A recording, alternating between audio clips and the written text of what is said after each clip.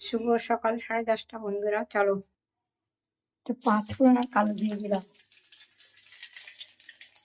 এরপরে করলা বা উচ্ছে দিয়ে দিলাম। কড়াইতে সরষের তেল দিয়েছি, গরম হয়ে গেছে। তার মধ্যে একটু পাঁচফোড়ন দিলে এবার উচ্ছেগুলো দিয়ে দিলাম। একটু কাঁচা লঙ্কা ভেঙে দিয়ে দিলাম, নুন হলুদটা দিয়ে দিলাম। এবার এই আলুগুলো ছোট ছোট করে কেটে দিয়ে রেখেছি, এই আলুগুলো দিয়ে দিলাম।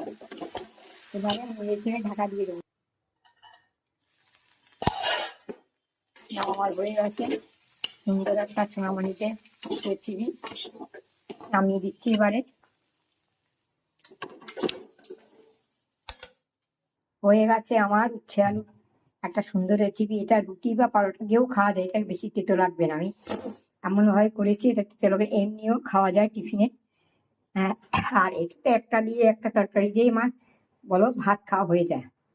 এটা সব কিছুতেই চলে, এমনি খালি খাও খুব ভালো লাগে। তেতো হবে না, খুব বেশি তেতো হবে না। চলো, হরে কৃষ্ণ, জয় রাধে গোবিন্দ। ভালো থেকো, সুস্থ থেকো।